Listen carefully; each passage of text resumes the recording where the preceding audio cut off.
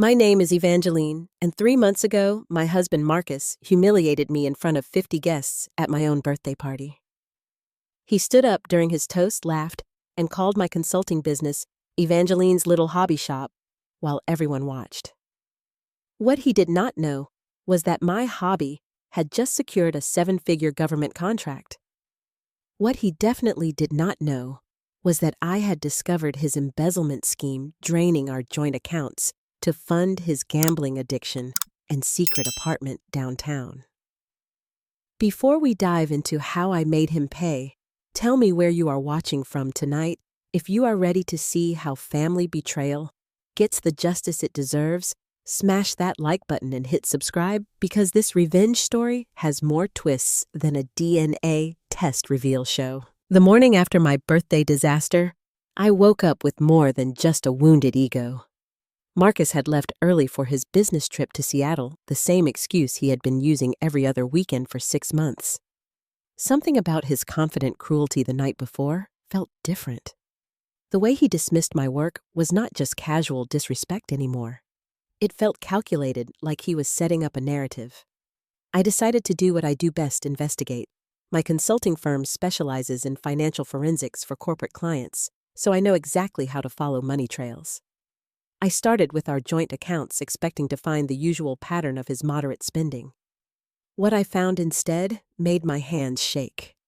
Over the past 8 months, Marcus had systematically transferred money from our accounts using a pattern designed to avoid triggering bank alerts.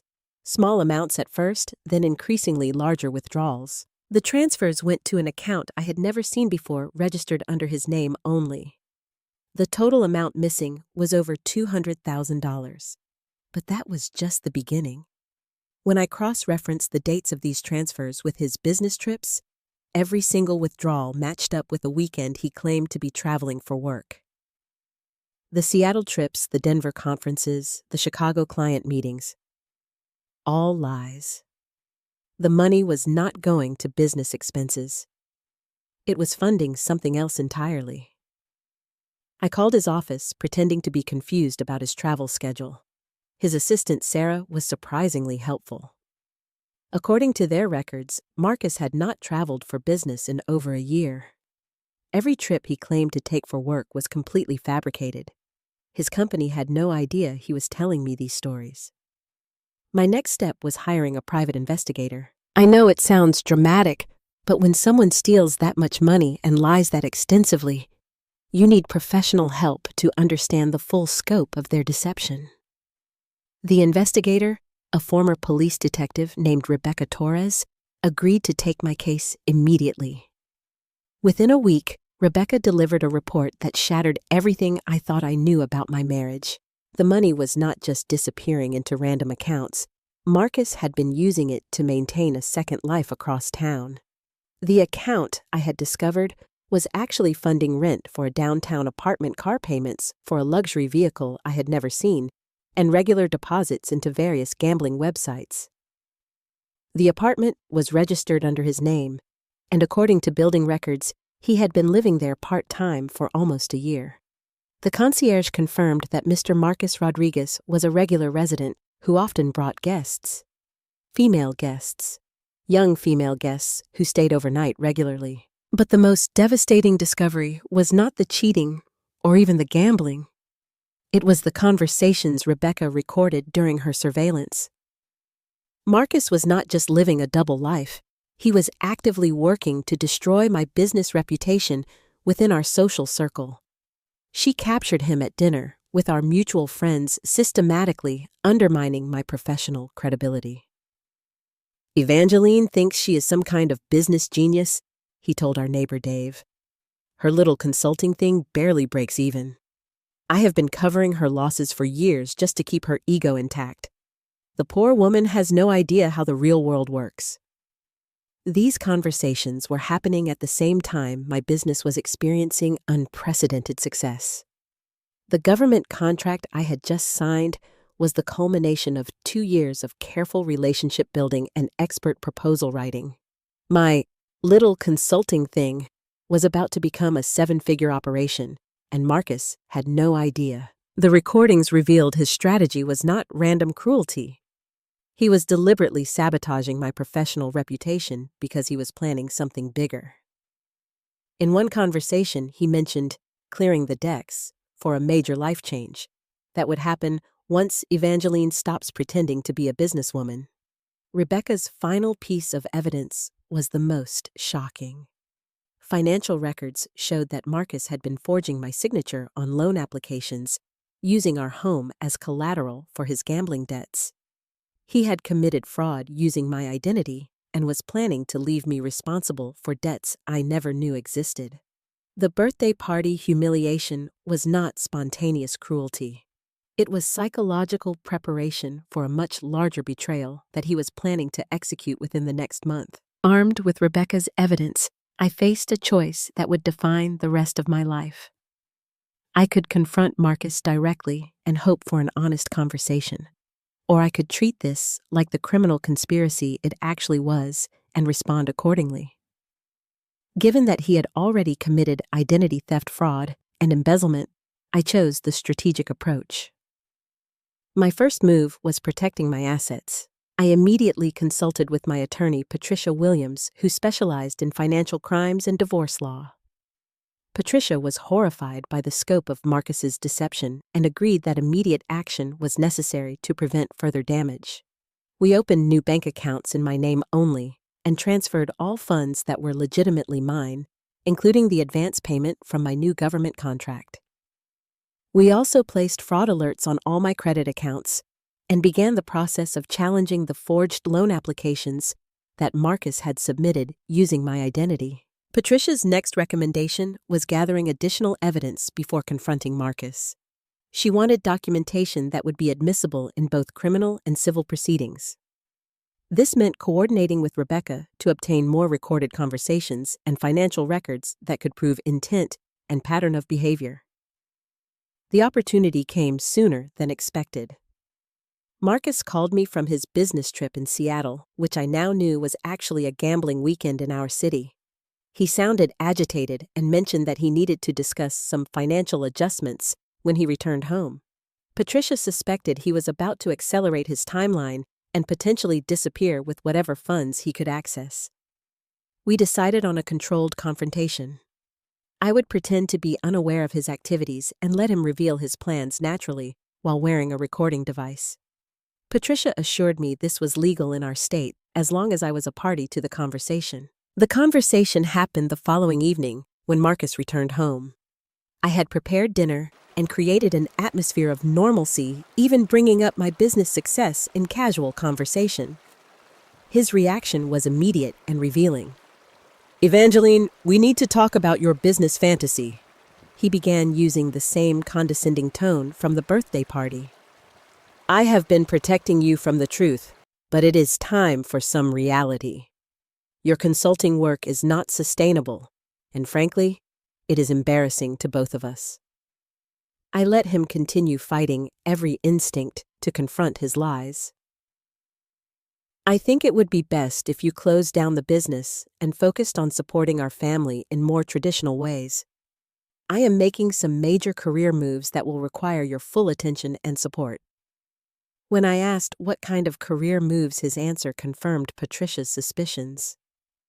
"I am being offered a partnership opportunity that requires significant financial investment. We would need to leverage our assets, including the house, to make this work. It is a once-in-a-lifetime chance, but you would need to trust me and stop wasting time on your consulting projects." The partnership opportunity was clearly fabricated. Marcus was planning to mortgage our home to cover his gambling debts, while simultaneously destroying my income source so I would be financially dependent on him when the inevitable collapse happened. I pressed for more details about his partnership, and Marcus became increasingly vague and defensive. "You would not understand the financial complexities involved," he said. "This is why I handle all our major financial decisions. Your strengths are in other areas." The recording captured everything: his contempt for my intelligence, his plan to risk our home for his gambling debts, and his intention to eliminate my financial independence. But more importantly, it captured his admission that he had been making major financial decisions without my knowledge or consent. When I finally revealed that I knew about the stolen money, the apartment, and the forged loan applications, Marcus's reaction was not remorse or shame. It was anger that I had discovered his plan before he could execute it completely. "You have no idea what you are dealing with," he said. "Those loans are in your name too. If this falls apart, you will be just as responsible as I am. You should have minded your own business and stuck to your little hobby projects." That threat was exactly what Patricia needed. Marcus had just admitted to financial fraud while threatening me with the consequences of his own criminal behavior. The recording would be crucial evidence in both the criminal case and the divorce proceedings that were about to begin. But Marcus was not finished. His final revelation was the most disturbing. "Besides, after the birthday party performance, everyone knows your business is a joke anyway. I made sure of that. Good luck rebuilding your reputation after all our friends know the truth about your success." He had not just stolen my money and committed fraud. He had systematically destroyed my professional relationships as part of a calculated plan to leave me financially and socially isolated. The birthday party humiliation was not the end of his betrayal. It was just the beginning of a campaign designed to destroy every aspect of my independent life. The recording Patricia and I obtained changed everything, but it also revealed how much damage Marcus had already done to my professional and social relationships. His campaign to undermine my credibility meant that simply exposing his crimes might not be enough to restore my reputation. I needed allies who could help me rebuild while ensuring he faced appropriate consequences for his actions. My first ally was unexpected, but invaluable: Sarah, Marcus's own assistant at his accounting firm. When I called her initially to check his travel story, I had pretended to be confused about his schedule. But after discovering the extent of his deception, I decided to approach her directly with a different strategy. I invited Sarah for coffee, ostensibly to discuss planning a surprise for Marcus's upcoming birthday. Once we were talking privately, I explained that I had discovered some concerning financial irregularities and wondered if she had noticed anything unusual about his behavior at work. Sarah's response was immediate and revealing. "Oh my God, I have been wondering when someone would ask me about that," she said. "I have been covering for him for months, but I was getting really uncomfortable with some of the things he was asking me to do." It turned out that Marcus had been using Sarah to help fabricate his fake business trips by having her create false calendar entries and send misleading emails to me about his travel schedule. She had also been asked to handle financial paperwork that she suspected was not entirely legitimate. "He told me you were having some kind of mental health crisis and that I needed to help him manage your delusions about his work schedule," Sarah explained. "I thought it was weird, but he's my boss, so I went along with it. I feel terrible about it now." Sarah agreed to provide documentation of Marcus's requests and the fake calendar entries she had created. More importantly, she revealed that other employees at the firm had been asking questions about Marcus's behavior and his increasingly frequent absences from important client meetings. My second ally came through my professional network.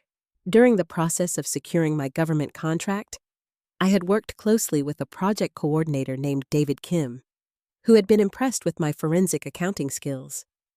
When I discreetly mentioned that I was dealing with some personal financial irregularities, David immediately offered to help. David's expertise in government financial investigations proved invaluable. He helped me understand the full legal implications of Marcus's identity theft and fraud, and he connected me with federal investigators who specialized in financial crimes. David also helped me document my business success in a way that would counter Marcus's narrative about my professional incompetence. "What Marcus has been telling people about your business makes no sense," David explained. "The contract you just secured required extensive background checks and financial verification. The government does not award seven-figure contracts to people who are not legitimate business operators." David offered to provide official documentation of my professional qualifications and the rigorous vetting process I had undergone to secure the government contract. This evidence would be crucial in countering the reputation damage Marcus had inflicted within our social circle. My third ally was Rebecca Torres, the private investigator who had initially uncovered Marcus's secret life. Rebecca had extensive law enforcement connections and understood how to build a criminal case that would result in serious consequences for Marcus's behavior. Rebecca's network included white-collar crime specialists, fraud investigators, and attorneys who worked specifically with victims of financial abuse. She helped me understand that Marcus's actions were not just personal betrayal, but serious crimes that could result in federal charges. Financial abuse within marriage is often overlooked, but what Marcus has done goes far beyond typical marital financial disputes, Rebecca explained. Identity theft, signature forgery, and systematic embezzlement are federal crimes regardless of the relationship between the victim and perpetrator. Rebecca also helped me understand the psychological aspects of Marcus's behavior. His pattern of undermining my professional reputation while stealing my money was a classic example of financial abuse designed to create dependency and prevent me from leaving the relationship. The alliance network expanded when Patricia Williams introduced me to other women who had experienced similar financial abuse from their spouses. This support group provided emotional support, but more importantly, they shared practical strategies for dealing with the legal and financial complexities of spousal financial crimes. One member of the support group, an attorney named Michelle Santos, had successfully prosecuted her own ex-husband for similar crimes and offered to assist with my case. Michelle's experience with the legal system proved invaluable as we prepared to take formal action against Marcus. The final member of my alliance network was someone I had never expected to need, a cybersecurity expert named Alex Thompson, who specialized in financial fraud investigation. Alex helped me understand that Marcus's gambling activities might be connected to more serious criminal networks and that his debt situation could put me in physical danger if certain creditors decided to pursue collection through intimidation. Alex's investigation revealed that Marcus owed money to multiple gambling operations, some of which had connections to organized crime. The partnership opportunity Marcus had mentioned was likely a desperate attempt to pay off these debts before his creditors decided to escalate their collection efforts. This information changed the entire scope of our response strategy. We were not just dealing with marital betrayal and financial fraud. We were potentially dealing with a situation that could put my physical safety at risk if Marcus's creditors decided that I was responsible for his debts. The alliance network we had built was now focused on two objectives: ensuring Marcus faced appropriate legal consequences for his crimes and protecting me from potential retaliation from his criminal associates. Patricia coordinated with federal investigators to ensure that any action we took would not interfere with potential criminal investigations into the gambling operations that Marcus owed money to. By the end of this phase, I had transformed from an isolated victim of financial abuse into the center of a professional network dedicated to exposing financial crimes and protecting victims. The birthday party humiliation that had started this journey was beginning to look like the biggest mistake Marcus had ever made. Just when our alliance seemed unbreakable, everything fell apart in the most devastating way possible. The betrayal came from Sarah, Marcus's assistant, who I had trusted completely with our most sensitive evidence and strategy planning. What I discovered about her true loyalties nearly destroyed everything we had worked to build. The first sign of trouble came during a meeting with Patricia Williams to review our evidence before filing formal charges. Patricia mentioned that someone had been asking detailed questions about our legal strategy, claiming to represent my interests. When Patricia described the person, my blood ran cold. It was definitely Sarah, but she had never been authorized to speak with my attorney. I confronted Sarah immediately, and her explanation was worse than I could have imagined. Marcus had discovered our investigation 3 weeks earlier and had been using Sarah to feed me false information while gathering intelligence about our legal strategy. The coffee meeting where Sarah had seemed so helpful and remorseful was actually an elaborate setup designed to identify my allies and understand the scope of evidence we had gathered. Marcus promised me a promotion and a significant raise if I helped him manage this situation, Sarah admitted when I pressed her for the truth. He said you were having some kind of breakdown and that you were making false accusations that could destroy his career and reputation. He convinced me that helping him was actually helping you by preventing you from doing something you would regret later. The scope of Sarah's betrayal was breathtaking. She had been reporting every detail of our conversations to Marcus, including the names and contact information of everyone in my alliance network. She had also provided Marcus with copies of some of the evidence we had gathered, allowing him to prepare counter-strategies and potentially destroy additional evidence. Worse still, Sarah revealed that Marcus had been using the information she provided to approach my other allies directly. He had contacted David Kim at the government agency, claiming that I was experiencing personal problems that might affect my ability to fulfill the contract obligations.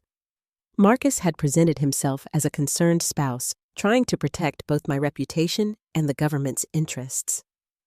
The conversation with David had been more damaging than I initially realized. Marcus had skillfully planted seeds of doubt about my mental stability and professional judgment. He suggested that my accusations against him were symptoms of stress-related paranoia, and that the best solution would be for the government to quietly reassign the contract to a more stable contractor.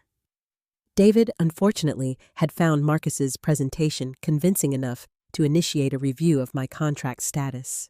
The review process would not automatically result in contract termination, but it would create delays and scrutiny that could significantly impact my business reputation within the government contracting community. Sarah's intelligence gathering had also compromised Rebecca Torres's investigation. Marcus now knew about the surveillance, the recorded conversations, and the evidence about his gambling debts and secret apartment. This advance warning had allowed him to begin moving assets and potentially destroying evidence before we could take legal action.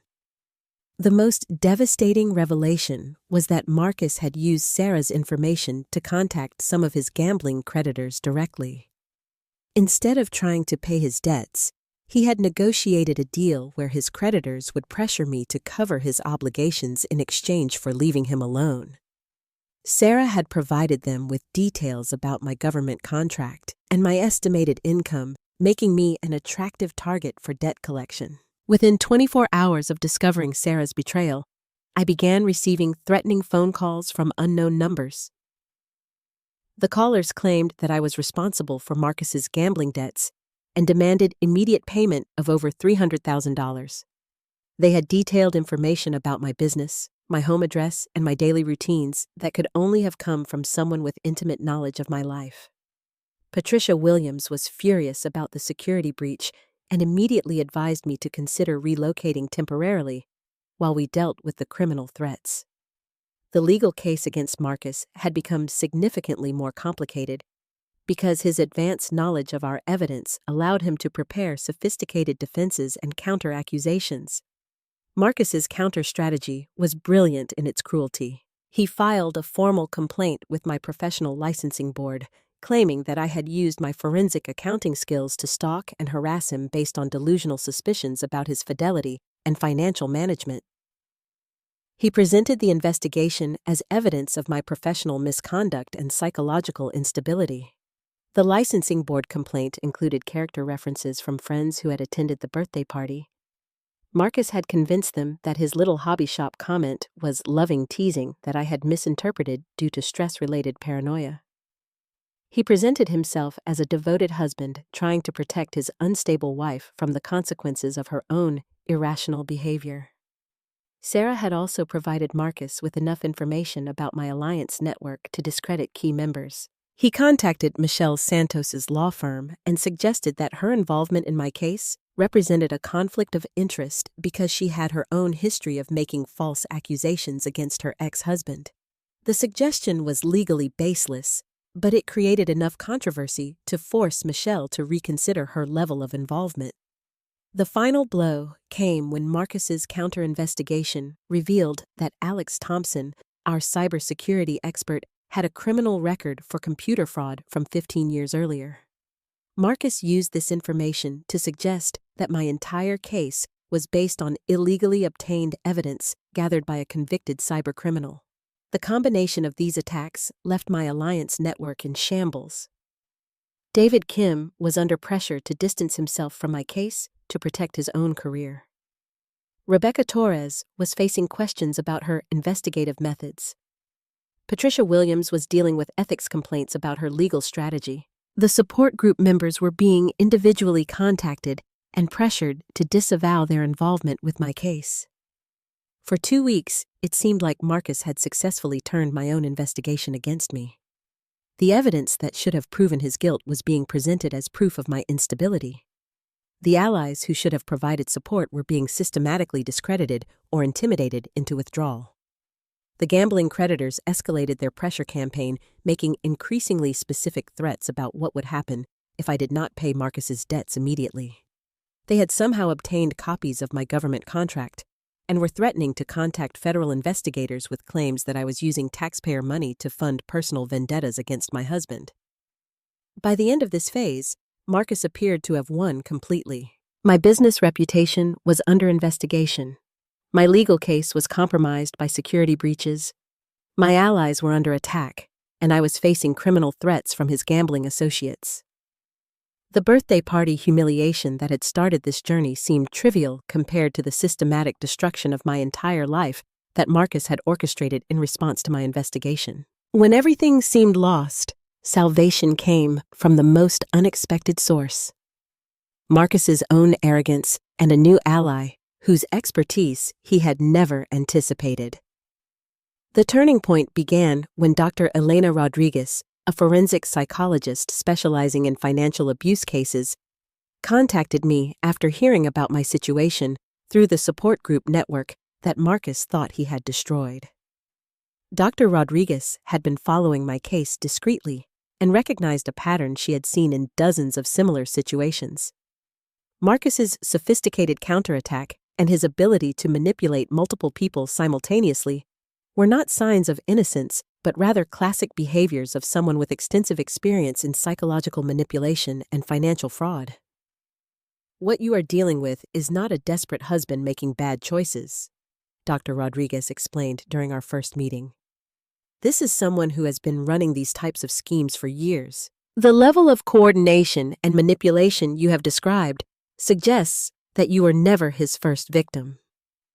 Dr. Rodriguez's expertise in criminal psychology provided a completely different framework for understanding Marcus's behavior.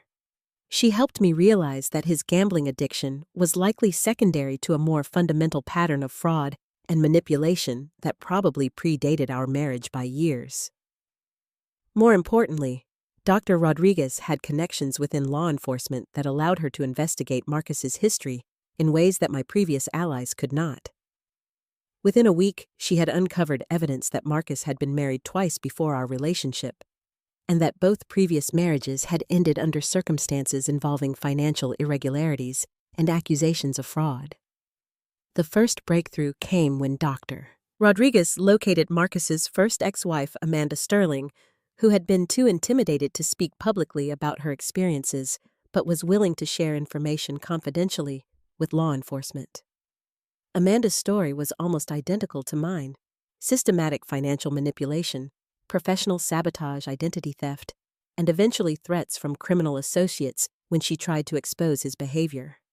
Amanda had never been able to pursue legal action because Marcus had successfully discredited her, using many of the same tactics he was now employing against me.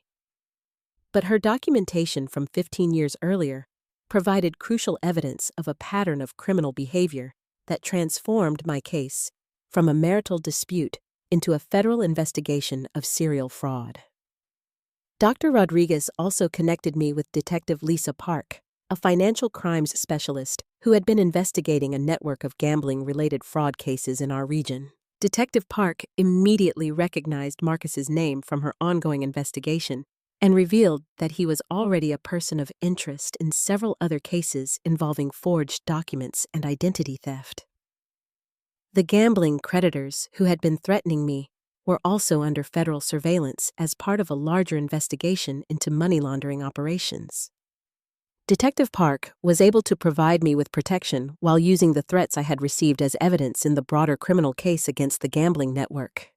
But the most powerful new evidence came from an unexpected source, Marcus's own employment records. Dr. Rodriguez's contacts within the financial industry revealed that Marcus had been falsifying his professional credentials and work history for years. His current position at the accounting firm was obtained using forged references and fabricated employment records. The firm's internal investigation, triggered by questions about Marcus's recent behavior, uncovered evidence that he had been embezzling client funds, using many of the same techniques he had employed against me.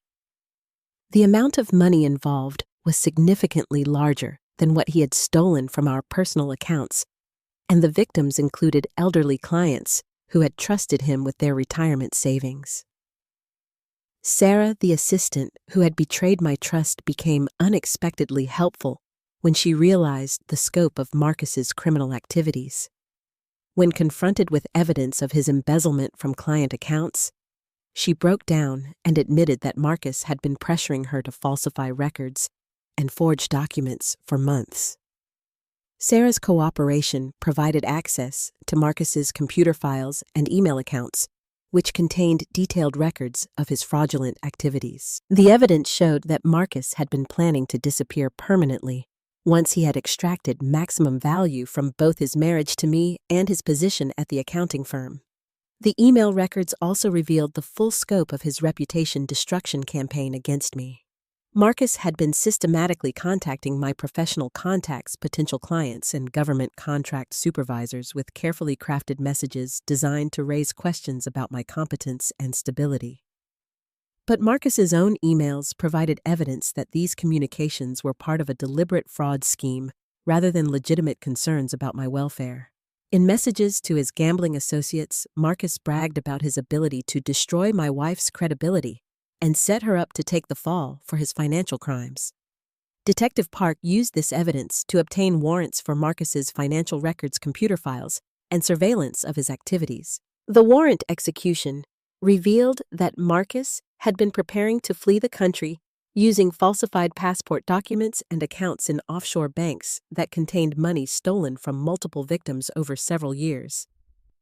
The federal investigation also uncovered evidence that Marcus's gambling activities were part of a larger money laundering operation. He had not just been losing money to gambling, he had been using gambling transactions to clean money that he had embezzled from various sources and hide it in accounts that would be difficult for investigators to trace. Dr. Rodriguez's psychological evaluation provided crucial context for understanding how Marcus had been able to manipulate so many people for so long. Her analysis showed that Marcus exhibited classic traits of antisocial personality disorder, combined with sophisticated knowledge of financial systems that allowed him to exploit both individuals and institutions effectively. The evaluation also explained how Marcus had been able to maintain his facade of respectability while conducting extensive criminal activities. His ability to compartmentalize his behavior and manipulate different groups of people simultaneously was not just criminal cunning, but evidence of a personality disorder that made him extremely dangerous to anyone who became financially entangled with him. By the end of this phase, the case against Marcus had expanded far beyond our personal conflict. Federal investigators were pursuing charges for mail fraud, wire fraud, identity theft, money laundering, and conspiracy. The evidence gathered by Dr. Rodriguez and Detective Park had transformed my situation from an isolated incident of marital betrayal into a key component of a major federal prosecution. The threats from gambling creditors had stopped once they realized that Marcus was under federal investigation and that attempting to collect his debts through intimidation would result in their own prosecution. My government contract status was restored once federal investigators confirmed that the complaints against me were part of Marcus's criminal scheme. Most importantly, the alliance network that Marcus thought he had destroyed was stronger than ever. Amanda Sterling and 2 other previous victims had agreed to testify in the federal case. Sarah was cooperating fully in exchange for immunity from prosecution. Dr. Rodriguez and Detective Park had provided access to law enforcement resources that Marcus could never counter or manipulate. The birthday party humiliation that had started this journey was about to become evidence in a federal prosecution that would ensure Marcus faced consequences far beyond anything I could have achieved through personal revenge. The final confrontation came not in a courtroom, but in the most poetic location possible at Marcus's own office during a surprise federal raid that I was invited to witness as the primary victim and key witness in the case against him. Detective Park arranged for me to observe the arrest from a secure location where I could see Marcus's reaction when he realized that his carefully constructed facade was collapsing permanently. The sight of federal agents walking into his office with warrants for his arrest, his computer files, and his financial records was better than any revenge fantasy I could have imagined. Marcus's confident arrogance evaporated instantly when he realized that his sophisticated manipulation tactics were useless against federal investigators who had been building a case against him for months. The federal charges were extensive and damning: 18 counts of wire fraud, 12 counts of identity theft, 8 counts of money laundering, conspiracy to commit fraud, and elder abuse for his targeting of elderly clients at the accounting firm. The evidence package prepared by Dr. Rodriguez, Detective Park, and their team was so comprehensive that Marcus's attorney immediately began discussing plea bargain options rather than fighting the charges. But the criminal prosecution was only part of the justice that Marcus would face. The civil lawsuit filed by his previous victims and current clients resulted in asset seizures that recovered most of the money he had stolen over the years. His professional licenses were permanently revoked, and his conviction would make it impossible for him to work in any position involving financial responsibility. The gambling creditors who had threatened me were also facing federal prosecution as part of the money laundering investigation. Their entire operation was shut down, and several members of their organization were facing decades in federal prison.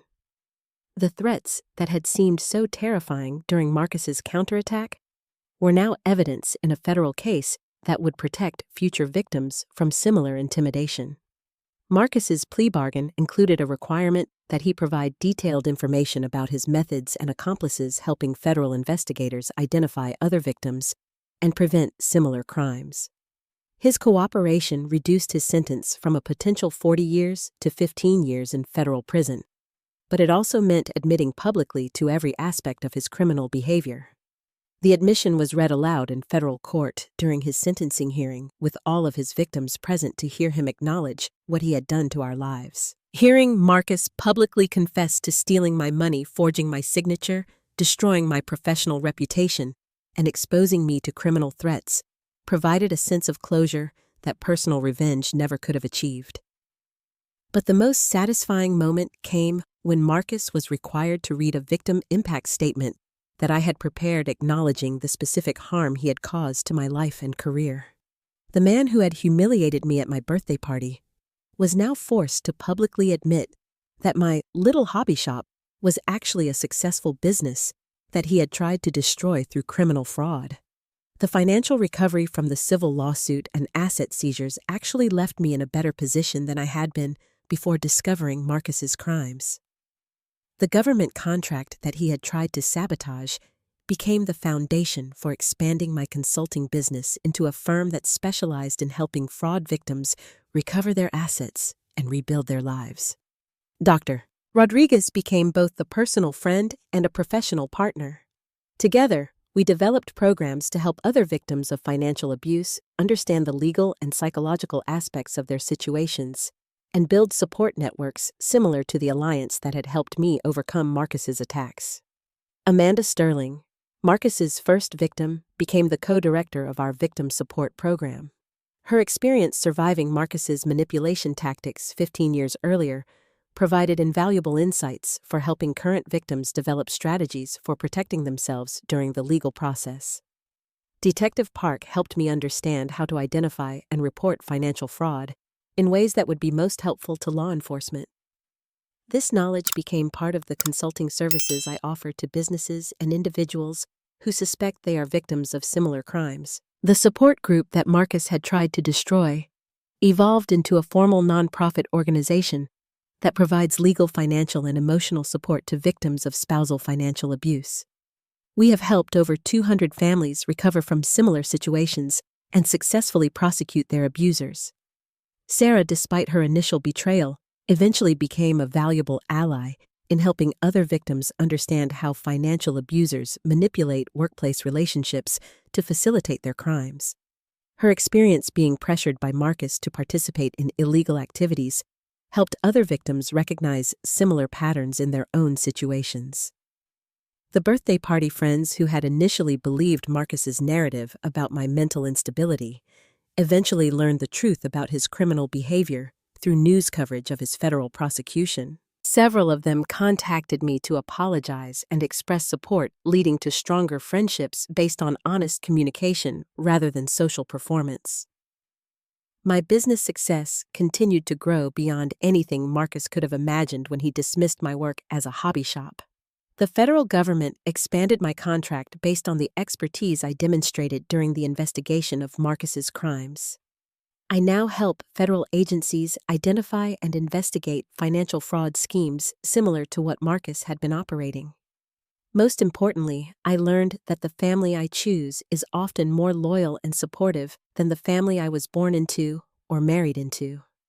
The alliance network that helped me survive Marcus's attacks became a chosen family that continues to provide support, friendship, and professional collaboration years after the criminal case ended. The birthday party humiliation that started this journey taught me that sometimes the worst betrayals lead to the most important discoveries about who we really are and what we are capable of achieving. Marcus thought he was destroying my confidence and independence, but he actually forced me to discover strengths I never knew I had. Looking back, I am grateful for the birthday party disaster because it revealed Marcus's true character before he could inflict even more damage on my life.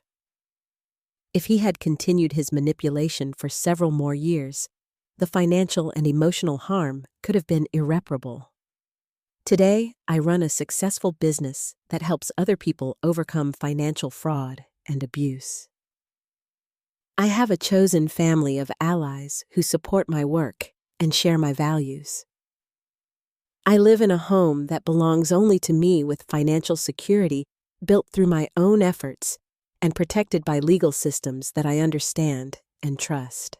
Have you ever discovered that someone you trusted was secretly working against your success? What would you do if you found out that a family member was actively sabotaging your dreams while pretending to support you? Share your thoughts in the comments below, and do not forget to hit that like button. If you believe that karma eventually catches up with people who betray the ones they claim to love. Thank you for watching my story, and remember that sometimes the worst betrayals force us to discover our own strength and build the life we were always meant to live. Subscribe for more stories about overcoming family drama and finding justice when the people closest to us turn out to be our biggest obstacles to success and happiness.